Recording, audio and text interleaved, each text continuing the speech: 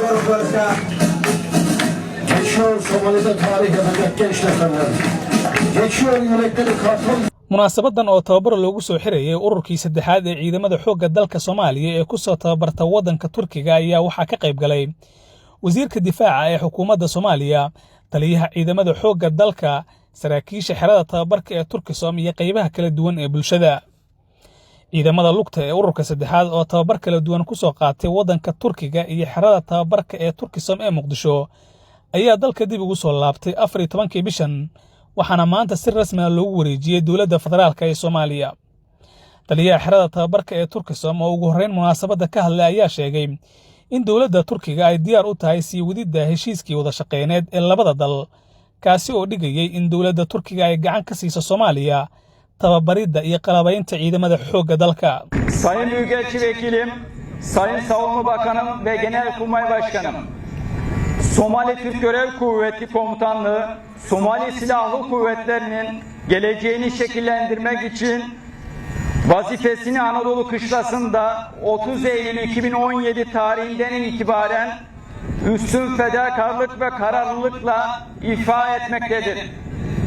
mudane safiir, mudane wasiirkayga wasaaradda gaashaandhigga, mudane taliyaha ciidanka xoogga, taliska xerada Turkisom si loo barbaariyo askarta qaabeyn doonta mustaqbalka ciidanka xoogga dalka Soomaaliyeed laga soo bilaabo 30 Sebtembar 2017 waxa ay gudanaysaa kulliyadan waajibaadkeeda si ku jirta taxaddar iyo go'aan sare.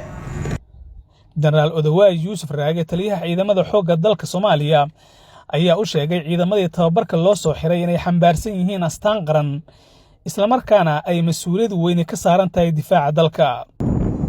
waxaan idin sheego waxa idin sugaya ummadda Soomaaliyeed, waxaad u tihiin mira ay beerteen, waxayna sugayaan inay gurtaan.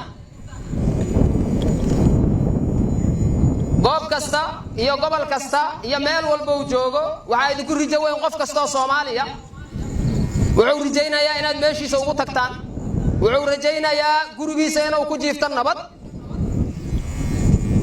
ayadoo taas oo sabab uga dhigayo inaad tihiin ilaaliyaashooda.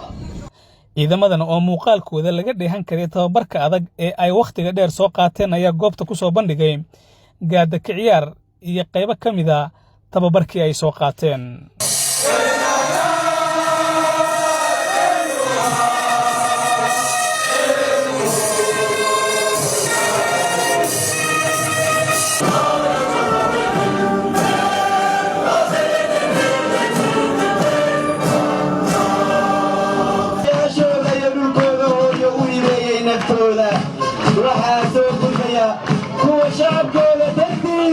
wasiirka difaaca ee xukuumadda federaalka Soomaaliya Xasan Cali Maxamed Amar Dambe ayaa gabagabadii munaasabada ka sheegay in ururkan uu yahay kii saddexaad ee la tababaro tan iyo markii la furay xerada tababarka ee Turkisom.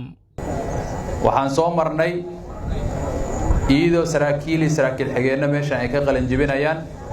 waxaa sidoo kale aan soo martay ururka saddexaad ee maanta ee xafladooda aan u taagannahay ee qalin jibinta,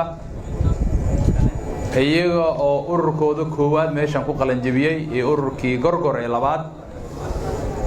ururkan oo ah ururka saddexaad ee ka baxa ee commandoska ee xerada Turkisom, runtii waxay inoo tahay farxad aad iyo aad u qiimo badan.